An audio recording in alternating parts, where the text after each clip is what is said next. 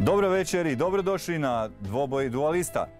Večeras imamo dvoje hrabrih dualista, hrabrih farmera koji će donijeti odluku o tome tko ostaje, a tko odlazi s farme. S nama su Marija Štrajh i Ante.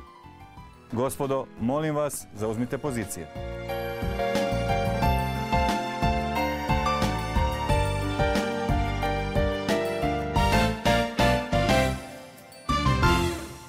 I evo, dragi dualisti, predlažem, kad smo već na startnim pozicijama, da krenemo i sa odgovaranjem na pitanja. Vjerujem da znate kako ste muškarac i žena, a pravila su jasna. Dakle, u tom slučaju kviz znanja odlučuje o tome tko ostaje, a tko odlazi sa farme. Vrijeme je za prvo pitanje. Za onaj prvi bod koji vam može kasnije puno značiti, pitamo vas.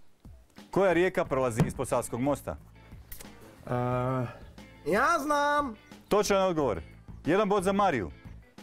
A prije nego što nastavimo dalje, na sljedeće pitanje, jedna posebna ponuda. Večeras vam nudimo bušvicu po samo 329 kuna. Uz tu posebnu ponudu imamo i bujol koji će na svakoj farmi dobro doći. A siguran sam da u svakom vašem domu bi dobro došao jedan ovakav bujol i ovaka bušvica. Nije sad vrijeme. Imam jednu tajnu želju da te zagrlim. Vrijeme je za drugo pitanje. Ja znam. Točno. Još jedan bod za Mariju Štrajh. Marija sada ima 2 boda. Ali, prije nego što krenemo dalje, na sljedeće pitanje moramo vas upozoriti na jednu prekrasnu ponudu. Uz onu već spomenutu bušilicu vrijednu 329 kuna i bujol koji ide uz to, u ovoj ponudi još imamo i jedne prekrasne vile. A te vile će vam zajedno sa ovim svakako dobro doći na svakoj farmi, pa tako i ovoj.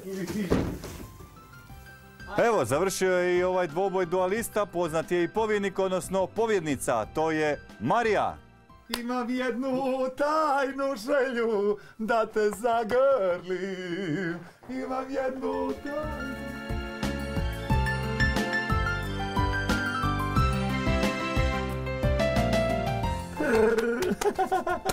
Simona, Kaj je, prosim? zašto se radujete? Pa Ante je ispo. Kak se ne bi radovala? Kaj, Ante? Pa Ante je ispo, Marija Štrajh i pobjednica. A, Ante je ispao? Da. Onda sam stvarno zajebao. Ante...